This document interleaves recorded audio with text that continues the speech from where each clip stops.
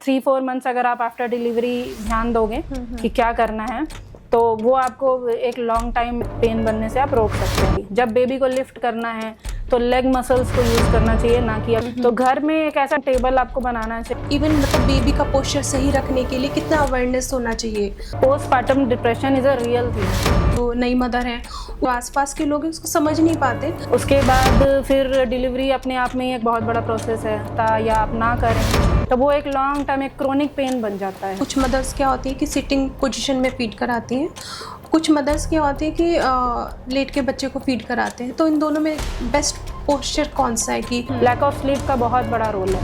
7 layers of tissues cut होते हैं और उसके बाद सारी फैमिली का फोकस सिर्फ न्यू बॉर्न की तरफ होता है, इवन आपके हस्बैंड का। Welcome doctor Prachi. और आज हम बात करेंगे कि जो न्यू मदर्स हैं, मतलब डिलीवरी के बाद, भले उनकी नॉर्मल डिलीवरी है या सिजेरियन से बेबी है, उसके बाद क्या होता है कि उनको बहुत सारी फिज़िकल इश्यूज़ फेस करने पड़ते हैं। जैसे लोअर बैक पेन है वो कंटिन्यू हो जाता है, या नेक पेन है, या जो बेबी को उठाने की वजह से जो आपका शोल्डर में जो प्रॉब्लम है वो इश्यूज़ हो जाते हैं, और उनका पोस्चर चेंज हो जाता है। तो उन्हीं चीज़ों के लिए जो बहुत सारे इश्यूज़ होते हैं, तो उन्हीं के बारे में मैं जानना चाहती हूँ। न्यू मदर होती है, उनको बैक पेन, नेक पेन की जो समस्या होती है वो क्यों स्टार्ट हो जाती है?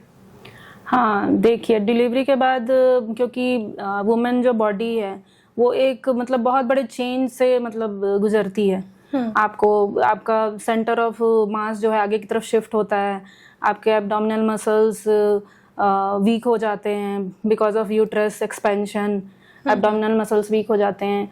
उसके बाद फिर डिलीवरी अपने आप में एक बहुत बड़ा प्रोसेस है। उसके बाद फिर मदर्स का क्या है कि अभी पूरी रिकवरी नहीं होती, और अगेन बेबी केयर के लिए उनको बार बार झुकना, वो पोस्चर का ध्यान नहीं रखते, और कोर मसल्स थोड़ा रिकवरी फेज में होते हैं, चाहे नॉर्मल डिलीवरी हो या सिजेरियन, तो उसकी वजह से कोर मसल्स की वीकनेस तो रहती ही है। तो उस वजह से back pain mainly core muscles की वीकनेस की वजह से, और पोस्चर अगर ख़राब है तो उसकी वजह से नेक पेन, ये सारे इश्यूज फिर फेस करने पड़ते हैं। जैसे आपने पोस्चर की बात की, तो ऐसा न्यू मदर्स को क्या ध्यान रखना चाहिए कि उनका पोस्चर जो है वो मेंटेन रहे, मतलब उसमें कोई इशू ना आए जिसकी वजह से बैक पेन, नेक पेन, ये इस तरह की चीज़ें हैं जो इश्यूज हैं वो ना बढ़ें? हाँ जी, हाँ, न्यू मदर्स को क्या ध्यान रखना चाहिए? न्यू मदर्स को सबसे पहले एक तो अगले नेक्स्ट डे से ही अपने बेबी की केयर में, जबकि वो खुद रिकवरी फेज में है, और नेक्स्ट डे से ही उनको बेबी केयर में इन्वॉल्व होना पड़ता है। तो उनको अपने पोस्चर का ध्यान ये रखना चाहिए कि हमेशा अपनी बैक को सपोर्टेड रखें। बेबी को मतलब जब फीड कराना है या बेबी को लिफ्ट करना है तो अपना स्पाइन स्ट्रेट रख के बेबी को पास ले आएं। जब फीड कराना है तो उसको अपने ब्रेस्ट लेवल पे पिलोज के थ्रू, नर्सिंग पिलोज हैं आजकल, या नॉर्मल पिलो भी आप यूज़ कर सकते हैं, तो उसके थ्रू आप अपने बॉडी के पास और चेस्ट लेवल पे उनको ब्रेस्ट लेवल पे रखना चाहिए, दूर नहीं रखना चाहिए। जब बेबी को लिफ्ट करना है तो लेग मसल्स को यूज़ करना चाहिए, ना कि आपकी बैक मसल्स को। थोड़ा सा नी फोल्ड करके और उसके बाद लेग मसल्स की यूज़ करके, और बेबी को पास से लिफ्ट करना चाहिए, ना कि दूर से। तो ये सारे छोटे छोटे चेंजेस, स्पाइन को स्ट्रेट रखिए, एक पोस्चर में आप बेबी को फीड मत कराइए, थोड़ा सा पोस्चर हमेशा चेंज करते रहिए। तो ये सब चीज़ें करके आप थोड़ा सा इसको कर सकते हैं। अच्छा, जैसे ना मतलब जब बेबी को फीड कराते हैं तो कुछ मदर्स क्या होती है कि सिटिंग पोजीशन में फीड कराती हैं, कुछ मदर्स क्या होती है कि लेट के बच्चे को फीड कराते हैं। तो इन दोनों में बेस्ट पोस्चर कौन सा है कि हमें बैठ के कराना है, या मतलब न्यू मदर को लेट के फीड कराना है बच्चे को? देखिए, सिटिंग पोस्चर एक अच्छा पोस्चर है बेबी के लिए, लेकिन अगेन अगर आप सिटिंग में करा रहे हो तो आपको ये ध्यान रखना है कि आपकी जो, क्योंकि सिटिंग में सबसे ज़्यादा प्रॉब्लम ये आती है मदर्स को, उनको उतना पोस्चर का ध्यान नहीं होता। अगेन एक तो बेबी को हमेशा देखते रहते हैं थोड़ा सा, जो भी अपना आउट ऑफ लव, और उसके बाद फिर फीडिंग कराना है या फिर डाइपर चेंजिंग के लिए वो भी थोड़ा झुकना पड़ता है उनको। और फीडिंग के लिए बात कहूँ तो सिटिंग आइडियल पोस्चर है, बट अगेन आपको क्या है कि आपको अपने बैक को, अपर बैक को भी इनफैक्ट सपोर्ट रखना है, शोल्डर्स को हमेशा मतलब पीछे की तरफ रखिए, आगे शोल्डर को नहीं झुकाना नहीं है, हाँ इस तरीके से नहीं करना है। थोड़ा सा स्पाइन स्ट्रेट रखिए, हमेशा नहीं स्ट्रेट रख सकती लंबे टाइम तक, तो आप उसको सपोर्ट कीजिए पिल्लो से। बेबी को हमेशा आप पास रखिए, हमेशा नीचे लो लेवल पे नहीं रखना है बेबी मतलब को। बेबी को पास लाना हाँ, है, आपको नीचे पास नहीं झुकना है। नीचे जैसे नहीं कुछ मदर होती है कि ऐसे झुक के फीड कराना, मतलब हाँ उनको पिलो का मोस्टली यूज मदर्स को, हाँ मोस्टली मदर्स, क्योंकि ये एक लंबा प्रोसीजर होता है कि एवरी 2 आवर्स आपको फीड कराना ही है न्यू बॉर्न को। 3-4 मंथ्स तक ऐसे ही चलता है बेबी का जो रूटीन है। तो वो एक फिर वो डे एंड मतलब फिर डे एंड नाइट ही कराना है कि आपको नाइट में भी कराना होता है। तो 24 आवर्स में कितनी बार ये प्रोसीजर आपको मतलब दोहराना पड़ता है। तो फिर सो के थोड़ा सा बेबी के लिए सही नहीं, कई बार उसकी नोज ब्लॉक हो जाती है, आपको ध्यान नहीं होता जो आपका, अगर आप ब्रेस्ट फीडिंग करा रहे हो तो फिर आपको ध्यान रखना पड़ता है कि बेबी के नोज ना कंप्रेस हो।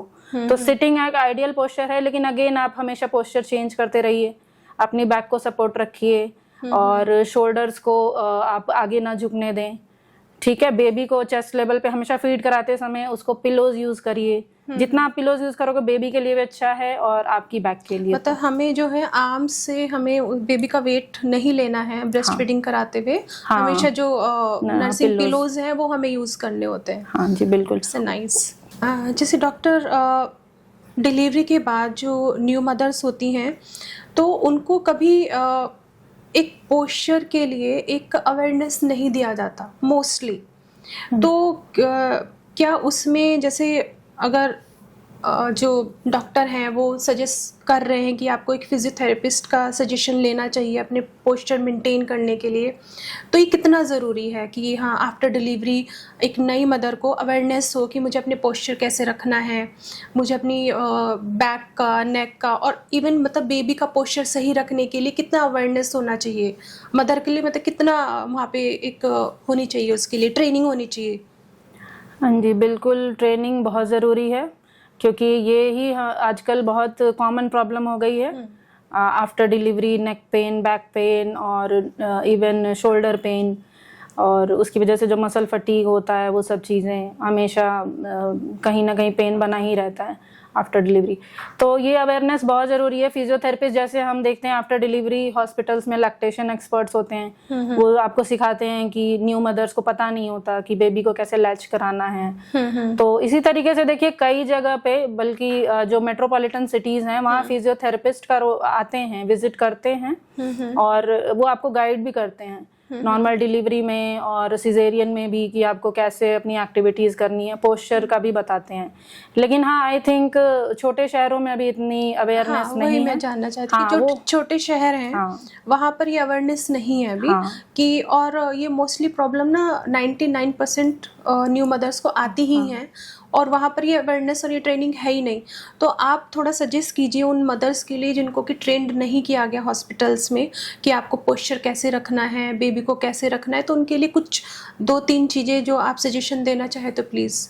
हाँ जी बिल्कुल, जैसे कि मैंने पहले भी बोला कि आप हमेशा जब भी बेबी को उठाए कोर को इंगेज रखना है। कोर को इंगेज रखने का मतलब है कि आप थोड़ा सा एब्डोमिनल मसल्स, बैक मसल्स को टाइट करके रखिए, तब आपको बैक स्ट्रेट रखें। हाँ बैक स्ट्रेट रखना है और कोर को इंगेज रखेंगे लिफ्टिंग के दौरान, और उसके बाद पास में रखना है बेबी को।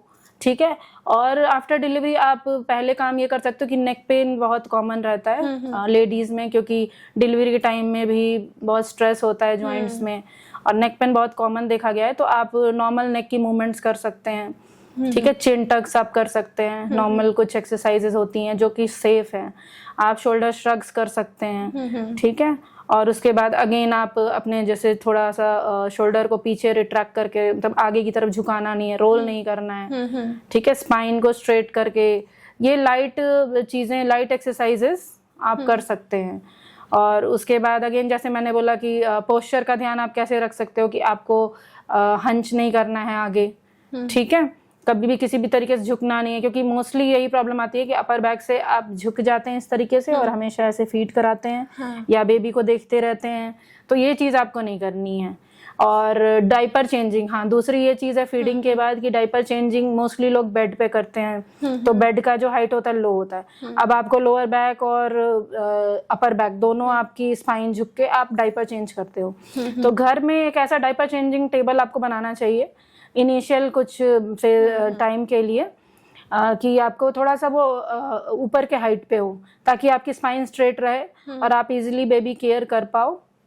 और उसके बाद डाइपर चेंजिंग, क्योंकि मल्टीपल टाइम्स करना पड़ता है, या बेबी के कपड़े चेंज करने, नैपी चेंज करनी है, डाइपर चेंज करना, तो आप उस पे ही बेबी को आप कर सकते हैं डाइपर आई चेंज। थिंक ये बहुत अच्छा सजेशन है कि पहले से एक टेबल ऐसा रेडी कर लिया जाए कि जो बच्चे के लिए डाइपर हमें चेंज करना है या बच्चे के कपड़े चेंज करना है, जिससे एक न्यू मदर को ज़्यादा आगे झुकना ना पड़े और वो पेन ना आए।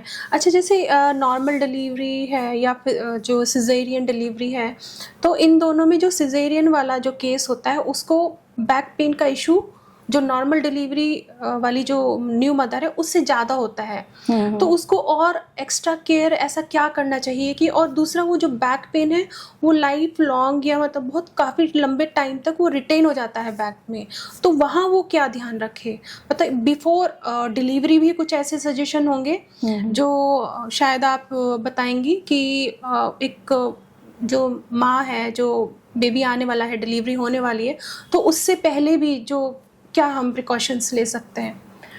हाँ जी, डिलीवरी के पहले आप ये प्रिकॉशन ले सकते हो कि एक एंटीनेटल फिजियोथेरेपी होती है, एक एंटीनेटल फेज होता है या एंटीनेटल, क्या होता है एंटीनेटल? हाँ, एंटीनेटल वही होता है।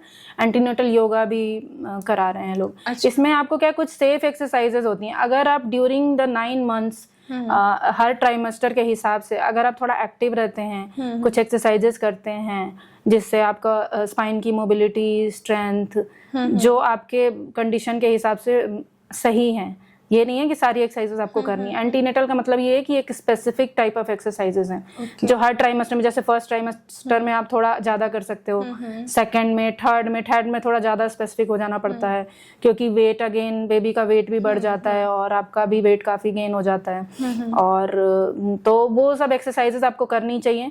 पोस्चर करेक्शन आपको वहीं से थोड़ा सा अपने माइंड में रखना चाहिए कि कैसे आप अपने आप को बाद में डिलीवरी के बाद के लिए प्रिपेयर कैसे करना है आपको, और ये आपकी हैबिट बन जाएगी तो अगेन आपको फिर आफ्टर डिलीवरी एक हैबिट में ही रहेगी कि आपको कैसे बेबी केयर में इन्वॉल्व होना है। और सिजेरियन के बाद ज्यादा प्रॉब्लम्स इसलिए आती हैं क्योंकि सिजेरियन डिलीवरी एक मेजर डिलीवरी है। इसमें आपके 7 लेयर्स ऑफ टिश्यूज कट होते हैं। हाँ, इट्स अ मेजर डिलीवरी।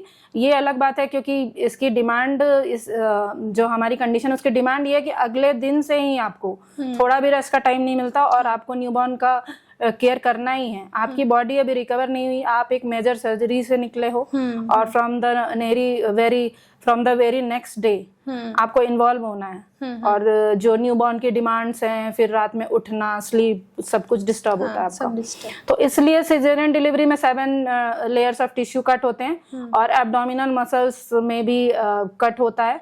तो इसी वजह से सिजेरियन डिलीवरी में क्या होता है कि एक तो हीलिंग और रिकवरी स्लो होती है rather than नॉर्मल डिलीवरी, और उसके बाद इसमें एब्डोमिनल मसल्स ज़्यादा वीक हो जाते हैं, उनको ज़्यादा रिहैबिलिटेशन की ज़रूरत होती है। और इसमें हम नॉर्मल डिलीवरी में कुछ एक्सरसाइजेज हम पहले स्टार्ट कर सकते हैं आफ्टर जो पोस्टपार्टम फेज होता है, बट सिजेरियन में हमें थोड़ा ध्यान रखना होता है कि जब हीलिंग प्रॉपर हो तभी आप एक्सरसाइज स्टार्ट कर सकते हो।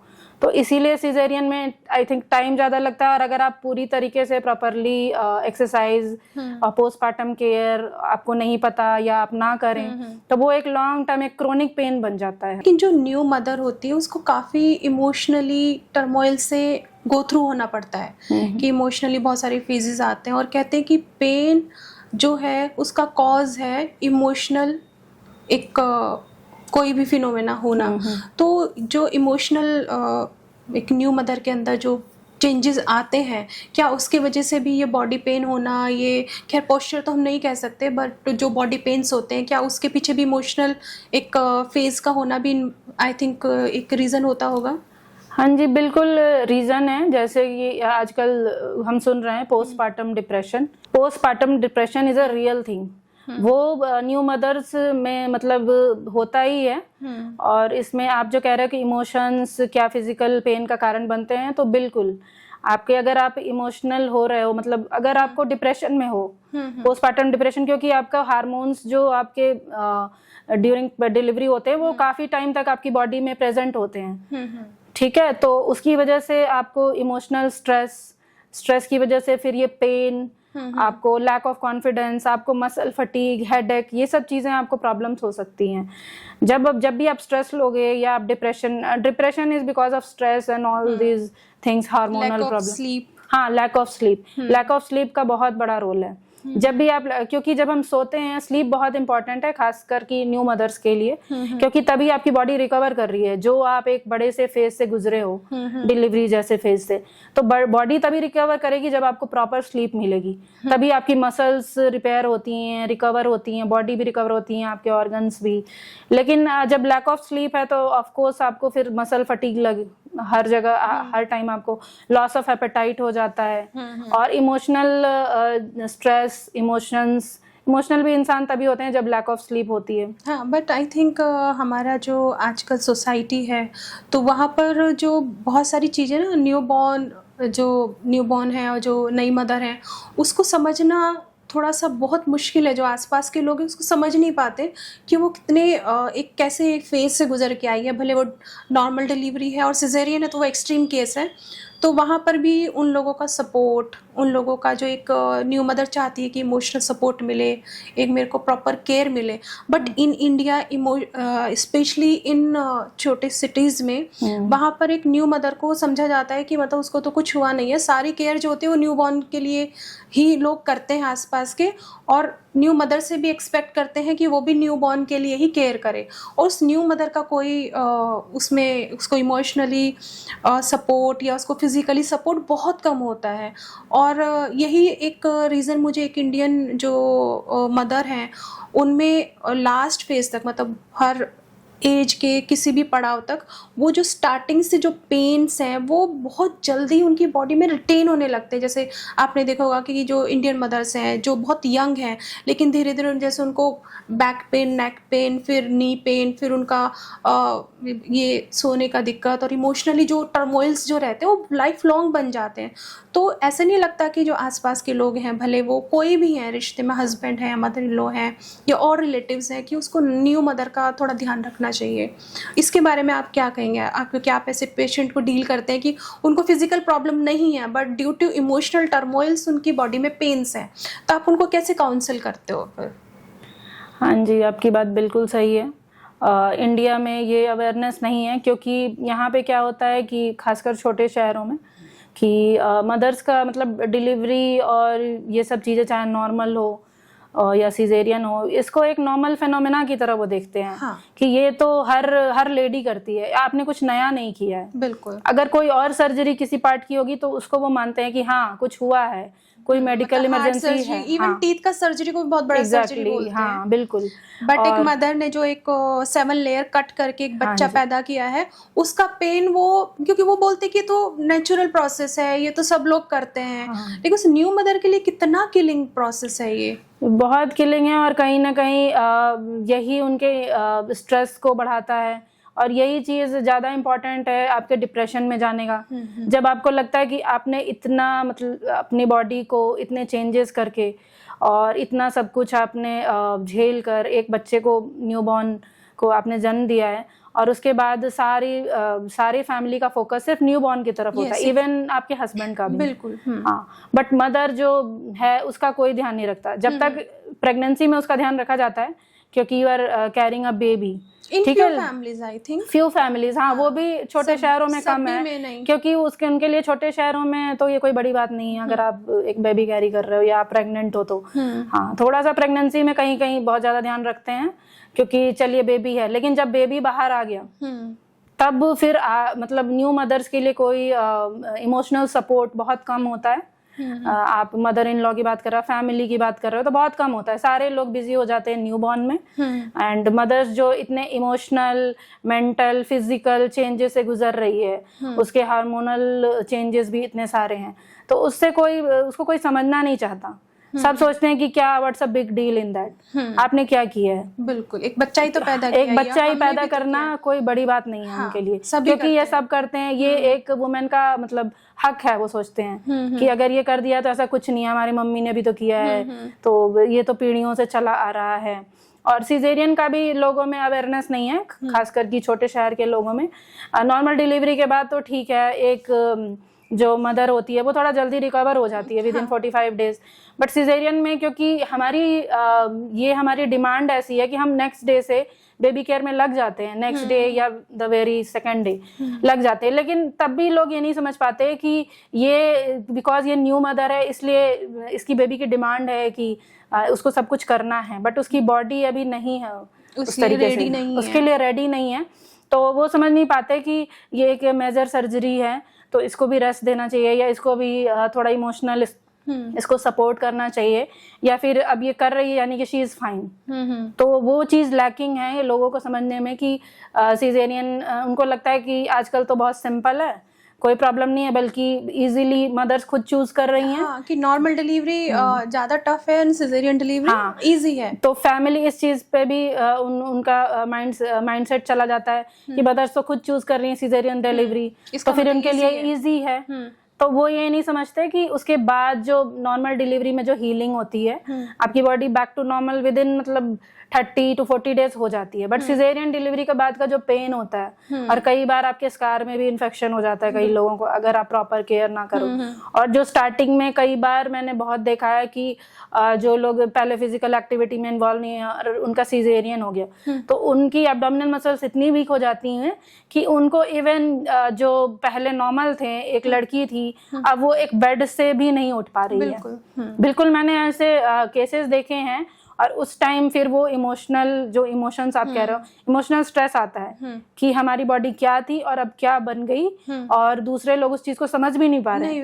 आप कुछ नहीं कर सकते, कम से कम आप समझ सकते हो, आप उनको थोड़ा सा इमोशनल सपोर्ट दे सकते हैं, थोड़ा सा उनको रात में हेल्प कर सकते हैं, क्योंकि उनकी स्लीप सबसे मदर का ही काम है कि बच्चे को बार बार देखना रात में, कोई और नहीं उठता। बहुत खासकर छोटे शहरों में, बड़े शहरों में भी ठीक है थोड़ा लोग सपोर्ट करते हैं, बट ज्यादा फैमिली केयर टेकर हम एक कैरी कर लेते हैं या हायर कर लेते हैं in big cities, but in small cities तो होता है कि फैमिली मेंबर ही केयर करेगा बेबी का एंड न्यू मदर का। बट न्यू बॉर्न बेबी का तो फिर भी कुछ थोड़ा बहुत कर लेते हैं, बट न्यू मदर का कोई केयर नहीं करता।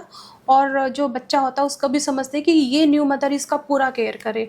और वहाँ इमोशनल टर्मोइल्स में जो फीमेल्स हैं उनके आपस के रिलेशंस भी बहुत डिस्टर्ब होते हैं, बिल्कुल, और उनका फिजिकल तो बिल्कुल डाउन हो ही जाता है। आपने ये बहुत अच्छी बात बताई। और इसीलिए अभी इस वजह से कि जो मतलब हमारे जो कंट्री है इसमें जो मदर्स के लिए फिजियोथेरेपी के लिए कितना अवेयरनेस होना चाहिए, मतलब किस तरीके से हम उनके पास अवेयरनेस पहुंचानी चाहिए कि हाँ जो उनके फैमिली मेंबर्स हैं वो भी अवेयर रहें कि नहीं हमारी न्यू मदर को ये वाली चेंजेस से गुजरेगी तो ये वाली चीज़ें होनी चाहिए। तो आप इसके लिए क्या सजेस्ट करना चाहोगे? हाँ, फिजियोथेरेपी के लिए देखिए अवेयरनेस कैसे हम बढ़ा सकते हैं कि ज़रूरत है उनको भी। सबसे पहले तो ये आपको ड्यूरिंग प्रेगनेंसी ही स्टार्ट कर देना चाहिए कि अब आपको पोस्टपार्टम केयर में आपको कैसे करना है, आपकी क्या बॉडी में चेंजेस आएंगे, क्या नीड्स हैं, पोस्चर करेक्शन या राइट पोस्चर क्यों जरूरी है आपके लिए, ठीक है, आगे किस तरीके से आपको बेबी को कैरी करना है, ये आपको ड्यूरिंग प्रेगनेंसी स्टार्ट कर देना चाहिए ताकि आगे वो उनको पता हो कि उनको किस डायरेक्शन में जाना है। दूसरी चीज ये है कि जो गायनेकोलॉजिस्ट्स हैं और फिजिशियंस हैं उनको थोड़ा इंकरेज करना चाहिए पेशेंट्स को, क्योंकि यही वो फर्स्ट लाइन ऑफ ट्रीटमेंट दे रहे हैं, तो उनको इंकरेज करना चाहिए ड्यूरिंग प्रेगनेंसी भी कि आप टाइम टू टाइम, क्योंकि बहुत ज़्यादा ज़रूरत नहीं है, आपको टाइम टू टाइम बस फॉलो अप लेने की ज़रूरत है ड्यूरिंग प्रेगनेंसी भी या आफ्टर प्रेगनेंसी भी अगर आपकी नॉर्मल डिलीवरी है। सिजेरियन डिलीवरी में थोड़े से आपको ये है कि टेलर्ड प्रोग्राम्स आपको चाहिए कि किस लेवल पे कब क्या करना है, बट उसमें फिर ये अवेयरनेस फिजिशियंस गायनेकोलॉजिस्ट ही कर सकते हैं कि आपको जरूर जाना है और आपके इतने सारे चेंजेस, डायस्टेसिस रेक्टाई है जो हो जाता है जनरली। मेरे ख्याल से उसमें फैमिली मेंबर्स को भी इंक्लूड कर लेना चाहिए। उनको समझाना चाहिए कि न्यू मदर के लिए क्या जरूरी है। हाँ, क्योंकि ये डिसीजन एक मदर जब प्रेग्नेंट है तो चाहे वो कितनी भी इंडिपेंडेंट हो, बट डिसीजन हमेशा फैमिली का ही होता है, क्योंकि उसको तो फिर जाना है डिलीवरी रूम में, लेबर रूम में, फिर थोड़े दिन वो खुद में ही, आपने जैसे बोला इमोशनल टर्मोइल और फिजिकल रिकवरी, खुद में ही वो काफी परेशान रहते हैं, तो वो इतना सब कुछ नहीं डिसाइड कर सकते अपने लिए। तो हस्बैंड को और फैमिली को एजुकेट करना, काउंसल करना बहुत ज़रूरी है, क्योंकि ये चीज़ें हम उस टाइम आफ्टर डिलीवरी जो हम इग्नोरेंस करते हैं, क्योंकि इसको कोई इस तरीके से नहीं देखता कि ये तो नॉर्मल चीज़ें हैं, जैसे पहले होता आ रहा है, रिकवरी इज नॉर्मल, इसमें कुछ करने की ज़रूरत नहीं है। बट ये आपके क्रोनिक पेन का कारण यही बनता है, जो लेटर ऑन जाके बैक पेन हमेशा आपको रहेगा, कभी हिप पेन, कभी कुछ। तो वो चीज़ अगर आप उस टाइम 3-4 मंथ्स अगर आप आफ्टर डिलीवरी ध्यान दोगे कि क्या करना है, तो वो आपको एक लॉन्ग टाइम पेन बनने से आप रोक सकते हैं। तो डॉक्टर्स का रोल है। दूसरी चीज़ें हैं, जैसे हम ये पॉडकास्ट कर रहे हैं, सोशल मीडिया आजकल काफ़ी हो गया, उसमें हम अवेयरनेस कर सकते हैं कि न्यू मदर्स को कैसे, आपको क्यों ज़रूरी है पोस्चर करेक्शन करना, फिजियोथेरेपिस्ट से आप एक फॉलोअप लेना क्यों ज़रूरी है।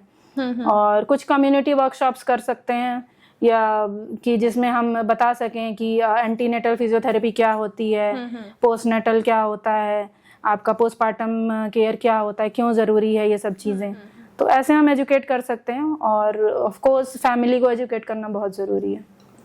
तो डॉक्टर प्राची, जैसे मतलब आपके पास कोई एक ऐसी फीमेल या न्यू मदर आई जो कि बहुत ही इमोशनली टर्मोइल से गो थ्रू हो रही है और उसको बहुत सारी फिजिकल पेन्स आए हुए हैं, तो उसको आपने कैसे हैंडल किया, मतलब कैसे रिकवरी आपने उसको करवाई? क्योंकि इमोशनली किसी को रिकवर कराना इट्स अ बिग डील, और आप जैसे फिजियोथेरेपिस्ट है तो आप मतलब उसको जैसे काउंसिल, मेरे ख्याल से एक जो अच्छा फिजियोथेरेपिस्ट है, कोई भी डॉक्टर अच्छा होता है तो उससे पहले वो बहुत अच्छा काउंसलर होना चाहिए। तो कोई एक ऐसा केस आप मुझे बताइए जो कि इस तरह से रिलेट करता हो और आपने उसको हेल्प किया हो। हाँ जी, सही कहा आपने। Most of the mothers emotional turmoil से, इमोशनल स्ट्रेस से गुजरती ही हैं। एक केस मेरे पास आया था ऐसा, जो कि आई थिंक कुछ फैमिली इश्यूज भी थे, और वो बहुत ज़्यादा फिजिकल एक्टिविटी में इन्वॉल्व भी नहीं थी पहले, और कुछ मतलब अपने कुछ पर्सनल इश्यूज, इंटरपर्सनल इश्यूज की वजह से आई थिंक मतलब उनका समझ नहीं आ रहा था, उनकी बॉडी में पेन बहुत था, हर जगह पेन बहुत था। तो कुछ ऐसा हमें डायग्नोज भी नहीं हो रहा था कि बैक पेन है कि नेक पेन है, एवरी मतलब muscle pain, muscle fatigue type, loss of energy, muscle fatigue, और कुछ मतलब लॉस ऑफ मूड, हमेशा उनका मूड डिस्ट्रप्शन इस टाइप से बहुत ज़्यादा था। चीज़ है, देखिए फिजिकल एक्टिविटी जब करते हैं तो एक इंडोर्फिन हार्मोन निकलता है, जिससे क्या होता है, जो वो मूड बूस्टर होता है। तो फिजिकल एक्टिविटी, फिजिकल एक्सरसाइज इसलिए भी ज़रूरी है कि आप क्यों करें आफ्टर डिलीवरी, और उससे आपका इमोशनल स्ट्रेस जो होता है वो कम होता है, क्योंकि मूड बूस्टर है। जब आपकी बॉडी में पेन है तो आपको कुछ करने का मन नहीं करेगा, आपकी लॉस ऑफ एपेटाइट हो जाएगी, आपको मसल फटीग और आपको इमोशनल स्ट्रेस, एंड जब ये सब चीज़ें जब मिक्सअप हो जाती हैं तब आप डिप्रेशन में चले जाते हो। तो मैंने कैसे हैंडल किया, फर्स्टली मैंने तो देखिए सबसे फर्स्ट लाइन ऑफ काउंसलिंग तो आपके हस्बैंड ही होते हैं, जो लेडी के। हाँ। तो सबसे पहले हमें हस्बैंड को एजुकेट करना चाहिए कि क्योंकि कई बार हस्बैंड की नहीं समझ पाते हैं कि उनकी वाइफ की क्या नीड्स हैं। वो आफ्टर डिलीवरी सेम थिंग बहुत कम टाइम में एक लेडी से एक्सपेक्ट करने लगते हैं सब लोग कि अब तो ठीक है, अब तो सब कुछ कर सकते हैं, हाँ नॉर्मल है, घर का काम हो या फिर बेबी केयर हो या फिर स्लीप पूरी नहीं हुई है तो भी कोई बात नहीं है, जब टाइम मिले तब, मतलब थोड़ा सा उस चीज पे फोकस नहीं होता, उनको पता नहीं होता कि इसका क्या लॉन्ग टर्म इम्पैक्ट हो सकता है इमोशनली, फिजिकली, उनके हेल्थ पे। तो सबसे पहले हमें हस्बैंड को काउंसल करना चाहिए। लेडी को तो करना ही है काउंसल, लेकिन हस्बैंड को काउंसल करना चाहिए कि देखिए अगर पॉजिटिव माइंड होगा और लोगों का सपोर्ट होगा, फैमिली का, हस्बैंड का, तो जरूर वो इस इमोशनल स्ट्रेस से बाहर निकल पाएंगी। तो हस्बैंड को एजुकेट करना चाहिए, और अगर फैमिली मेंबर है तो उनको भी काउंसलिंग करनी चाहिए कि ये एक फेज है, ये निकल जाएगा, बट लेडीज, ये जो फेज लेडी के लाइफ में आता है तो उसके बाद वो इस चीज को कभी नहीं भूलते कि किसने उनका सपोर्ट किया, किसने नहीं किया। तो वही एक इमोशनल स्ट्रेस बन जाता है और लोगों के लिए भी एक हेट्रेड सा बन जाता है। कई बार मैंने देखा है कि हेट्रेड सा बन जाता मतलब है। यही है कि जैसे न्यू मदर है, उनका जो सबसे ज़्यादा जो एक इमोशन जो रिटेन करता है बॉडी में, वो अगर उनका जो एक्सपीरियंस है कि मेरे साथ ये फैमिली मेम्बर ने ड्यूरिंग प्रेगनेंसी और आफ्टर डिलीवरी मेरे साथ क्या बिहेव किया। अगर वो अच्छा बिहेव किया तो फॉर लाइफ लॉन्ग उस फीमेल के अंदर एक गुड गेस्चर रह जाता है उन फैमिली मेम्बर्स के लिए। बट अगर किसी के साथ बुरा व्यवहार हुआ है तो वो फीमेल कभी नहीं भूल पाती उसको। हाँ, और बिल्कुल। वो एक पेन के रूप में या एक हेट के रूप में हमेशा उसकी बॉडी में घर कर जाता है। हाँ, और वो रिलेशन कभी मेंटेन नहीं हो पाते। तो मुझे ऐसा लगता है कि कुछ ऐसे प्रोग्राम हमेशा चलते रहने चाहिए कि बिफोर डिलीवरी, या जैसे मेरे ख्याल से तो अगर जैसे आजकल अगर मैं बोलूँ कि कॉरपोरेट जो हैं हमारे ऑफिस में जा के ऑफिस वालों को ही ऐसी चीज़ें ऑर्गेनाइज करनी चाहिए कि वहाँ पर जो बॉयज़ हैं या जो गर्ल्स हैं वो भी फ्यूचर के फादर और फ्यूचर के मदर हैं, या जो कुछ न्यू फादर कुछ न्यू मदर्स, वो सभी तरह के लोग हैं। तो कुछ ऐसे प्रोग्राम्स मेरे ख्याल से ऑफिस को या ऑर्गेनाइजेशंस को ऑर्गेनाइज करने चाहिए, उनको ट्रेन करने के लिए कि हाँ, अगर आपकी वाइफ प्रेगनेंसी से गुजरेंगी या डिलीवरी के बाद उनको आपकी क्या केयर करनी है, और फीमेल्स के लिए कि आपको कैसे अपने आप को इमोशनली स्ट्रॉन्ग बनाना है। तो आई थिंक वो बेबी भी हेल्दी होगा, वो मदर भी हेल्दी होगी, और वो फादर भी एक हेल्दी इमोशंस जो होंगे कैरी कर पाएंगे। आई थिंक ये बहुत ज़रूरी है मेरे ख्याल से। आपने बहुत अच्छा पॉइंट बताया कि मदर की तो काउंसलिंग होनी ही चाहिए, साथ में हस्बैंड की मस्ट है, बट फैमिली मेम्बर की भी काउंसलिंग होनी चाहिए। ये बहुत अच्छा पॉइंट बताया आपने। तो डॉक्टर प्राची, जैसे आपने अभी हमने जैसे बात की न्यू मदर्स की कि डिलीवरी के बाद उनमें होने वाले इमोशनल चेंजेस और जो उनकी फ़िज़िकल जो ट्रॉमा या फिज़िकल पेन से वो लोग गो थ्रू होते हैं, तो आपने एक टर्म बार बार यूज़ की, पोस्टपार्टम डिप्रेशन। तो एग्जैक्टली पोस्टपार्टम डिप्रेशन होता क्या है? हाँ जी, बिल्कुल। पोस्टपार्टम डिप्रेशन जो डिलीवरी के बाद होता है, पहले इसके बारे में अवेयरनेस नहीं थी ज़्यादा कि क्या सच में जो मदर्स हैं वो डिप्रेशन से जूझ रही हैं डिलीवरी के बाद। तो पोस्टपार्टम डिप्रेशन आफ्टर डिलीवरी होता है, जो पोस्टपार्टम आपका फेज़ है जिसमें आपकी बॉडी रिकवर कर रही है। तो इसमें आपके ये होता इसलिए है क्योंकि आपकी बॉडी एक बड़े फिज़िकल और मेंटल ट्रॉमा से गुजरी है, जो चाइल्ड बर्थ आपने किया है। उसमें आपको इतने सारे इमोशनल टर्मोइल्स होते हैं, आपकी फिज़िकली आपकी स्ट्रेंथ और जो फिज़िकल पेन के गो थ्रू आप होते हो ड्यूरिंग द डिलीवरी पीरियड, और उसके बाद जो आपकी हार्मोनल चेंजेस, अभी भी आपकी बॉडी में हार्मोनल इम्बैलेंसेस हैं जो पूरी तरीके से ठीक नहीं हुए हैं आफ्टर डिलीवरी। तो इस वजह से आपका मूड जो है हमेशा अपसेट सा रहने लग जाता है। और ये तो हो गई मतलब आपके हार्मोनल इम्बैलेंस की वजह से कि क्यों आपको डिप्रेशन हो रहा है या फिर क्यों आपका मूड अपसेट हो रहा है। दूसरी चीज़ है, मदर्स को गिल्ट फील होता है कि आफ्टर डिलीवरी कि हम रेस्ट क्यों करें, हमें रेस्ट नहीं करना चाहिए। ठीक है, तो उनको जब भी रेस्ट करती है तो उनको गिल्ट फील होता है कि रेस्ट हमारे लिए सही नहीं है। बट ठीक है, मैं ये कहना चाहूँगी कि रेस्ट बहुत इम्पॉर्टेंट है इनफैक्ट डिलीवरी के बाद, क्योंकि ये फेज़ 3-4 मंथ्स का है, ज़्यादा से ज़्यादा 6 मंथ्स का है, और इसके बाद ये फेज़ निकल जाएगा। तो आप इसमें आपको रेस्ट का बहुत इम्पॉर्टेंट रोल है। बहुत जल्दी काम करने लग जाती हैं कि उनकी जो अब डिलीवरी के पहले जो एक्टिविटीज़ में घर के कामों में इन्वॉल्व थी वो करने लग जाती हैं। फैमिली टाइम, उनको लगता है कि मैं फैमिली को टाइम नहीं दे पा रही हूँ, मैं घर के काम नहीं कर पा रही हूँ, तो वो ओवर डूइंग करने लग जाती हैं, बहुत जल्दी करने लग जाती हैं। तो उससे उनकी जो फिज़िकल रिकवरी हुई नहीं, इमोशनली भी वो अपसेट स्टेट में हैं। तो ये सारी चीज़ें मिलके एक डिप्रेशन का रूप ले लेती हैं। हार्मोनल इम्बैलेंसेस, गिल्टी फीलिंग और ओवरडूइंग कोई भी काम, घर के कामों को, ये चीज़ है। उसके बाद क्या होता है कि आफ्टर डिलीवरी जो फैमिली का पूरा फोकस होता है वो न्यूबॉर्न की तरफ शिफ्ट हो जाता है, और उसके बाद मदर को कोई नहीं समझ पाता कि उनकी भी अपनी कोई इमोशनल फिजिकल नीड्स हैं जिसके वो गो थ्रू हो रही हैं। ठीक है, उसके बाद सेकेंड डे से ही वो चाइल्ड केयर में इन्वॉल्व हो जाती हैं। सेकेंड डे से ही उनकी स्लीप डिस्टर्ब होने लग जाती है। कई बार घर के लोग और हस्बैंड ये नहीं समझ पाते हैं कि उनको किस तरीके से उनको हेल्प करना चाहिए, अपनी वाइफ को सपोर्ट करना चाहिए इमोशनली, खासकर की वो आपको डॉक्टर के पास चेकअप के लिए ले जाएंगे, बट उनको ये नहीं समझ आएगा कि आपको आपके साथ बैठ के बात भी करनी है, आपके इमोशनल क्या प्रॉब्लम्स है उसको भी समझना है, आप किस तरीके से लो मूड से गुजर रहे हो तो उसको कैसे थोड़ा सा बूस्ट करना है। तो ये सब चीज़ें लैकिंग है हमारे समाज में अभी भी। और उसके बाद फिर एक कहीं कहीं ये भी होता है कि जो पोस्टपार्टम फेज़ होता है बहुत जगह रूल्स हैं हमारे सोसाइटी में आज भी कि आपको एक रूम तक लिमिटेड होना है, आइसोलेट कर देते हैं। आइसोलेट कर देते हैं। हाँ, वो एक आइसोलेशन में हो जाती हैं, बस आप और आपका बेबी, और आपको ज़्यादा कहीं मूव नहीं करना।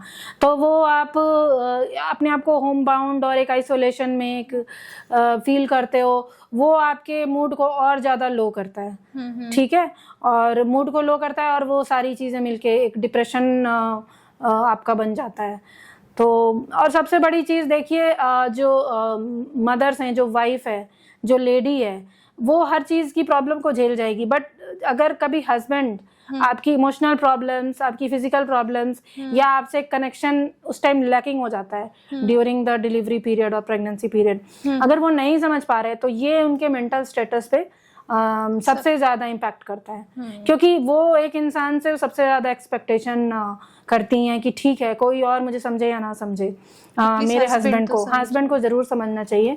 और यहीं पे हस्बैंड लैकिंग हो जाते हैं। और एक रीज़न इसका ये भी है हमारे समाज में, क्योंकि जो हस्बैंड को अवेयरनेस नहीं है कि उनकी वाइफ को क्या प्रॉब्लम है, या उनके साथ बैठना चाहिए, या उनका मूड भी लिफ्ट होना चाहिए, फिजिक्स उनसे भी बातें करें। हाँ, बातें करें, उनको टाइम दें। यही टाइम की सबसे ज़्यादा लैकिंग हो जाती है। सब अपने काम में बिजी हैं, हस्बैंड भी अपने काम में बिजी हैं, और ये आजकल के ज़माने में टाइम वाला जो फैक्टर है, और ख़ासकर कि after postpartum care, after postpartum time, जो पोस्टपार्टम का टाइम होता है, तो इस टाइम में टाइम अगर आपको कोई नहीं दे रहा है तो वो आपको और ज़्यादा लगता है, उस चीज़ों को आप ज़्यादा फील करते हो।